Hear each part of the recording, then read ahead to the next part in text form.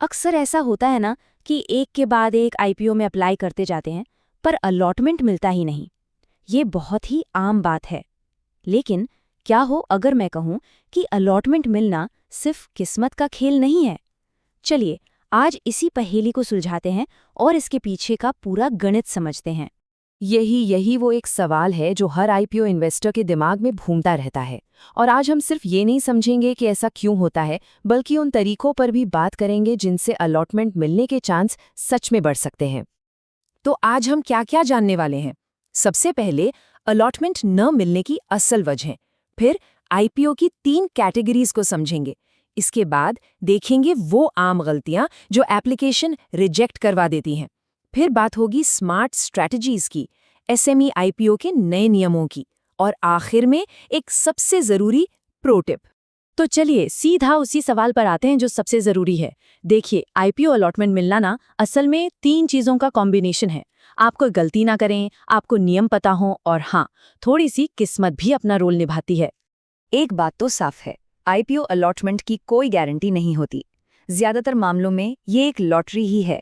लेकिन अच्छी खबर यह है कि अगर आप सिस्टम को ठीक से समझ लें तो आप अपने जीतने के चांस को काफी हद तक सुधार सकते हैं। अब यहाँ एक बहुत दिलचस्प बात है, आईपीओ में अप्लाई करने वाले सभी लोग एक ही लाइन में नहीं खड़े होते। निवेशकों की 3 अलग अलग कैटेगरीज होती हैं, और ये जानना कि किस कैटेगरी में क्या चल रहा है आपकी पूरी स्ट्रैटेजी को बदल सकता है।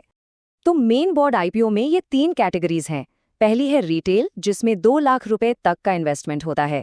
दूसरी स्मॉल एचएनआई, जिसमें 2 लाख से 10 लाख तक। और तीसरी बिग एचएनआई, जिसमें 10 लाख से ऊपर का पैसा लगता है। और सबसे ज़रूरी बात यह है कि अब हर कैटेगरी में अलॉटमेंट लॉटरी से ही होता है। रिटेल में सिर्फ 1 लॉट मिलता है, जबकि एचएनआई में कम से कम 2 लाख रुपए के शेयर्स मिलते हैं। अब इन नंबर्स को देखिए, सारी कहानी यहीं साफ हो जाती है।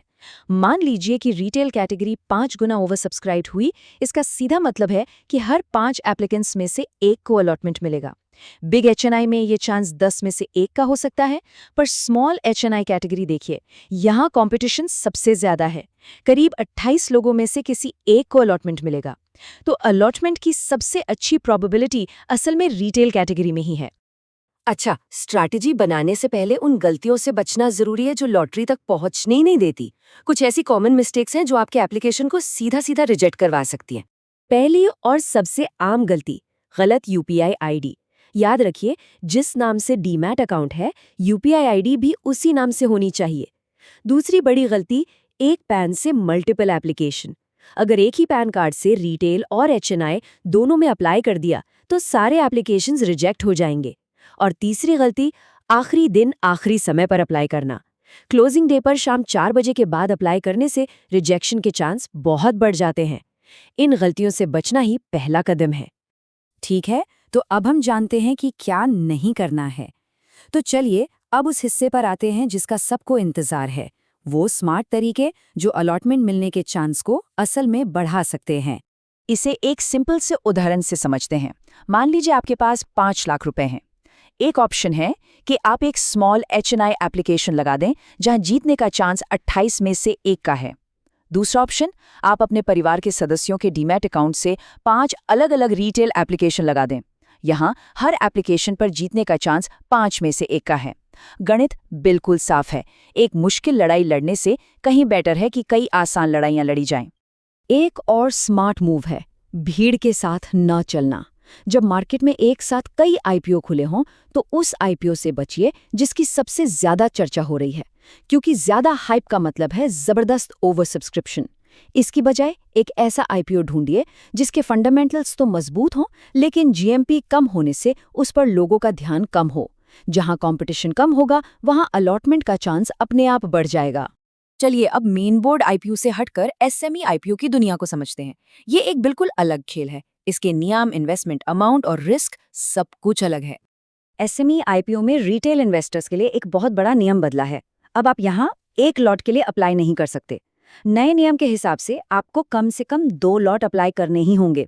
इसका मतलब हुआ कि आपका मिनिमम इन्वेस्टमेंट ही करीब 2.5 से 3 लाख रुपए का हो जाता है। सरकार ये पक्का करना चाहती है कि इस सेगमेंट में वही लोग आएं जो इसका रिस्क समझते हैं। और एसएमई आईपीओ की एक कड़वी सच्चाई ये भी है कि यहाँ रिटेल और स्मॉल एचएनआई कैटेगरीज में 200-300 गुना ओवर सब्सक्रिप्शन होना बहुत आम है। इसलिए अलॉटमेंट का असली चांस अक्सर बिग एचएनआई कैटेगरी में ही बनता है, जहाँ 12 से 15 लाख या उससे भी ज़्यादा की एप्लीकेशन लगानी पड़ती है। तो हमने नियम समझ लिए, गलतियों के बारे में जान लिया और रणनीतियां भी देख लीं। पर इन सब के बाद एक आखिरी और सबसे ज़रूरी बात है जिसे हमेशा ध्यान में रखना चाहिए। ये लाइन इस पूरी बातचीत का निचोड़ है। आखिर में आईपीओ में अलॉटमेंट एक लॉटरी ही है। हमारा काम सिर्फ इतना है कि हम अपनी तरफ से कोई गलती ना करें, सारे नियमों को फॉलो करें और एक स्मार्ट स्ट्रैटेजी अपनाएं। इसके बाद जो होगा वो हमारी किस्मत पर है। तो इस सारी जानकारी के बाद अब सोचने की बारी है।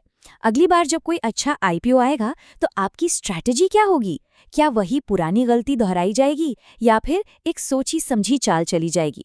इस पर विचार जरूर कीजिएगा।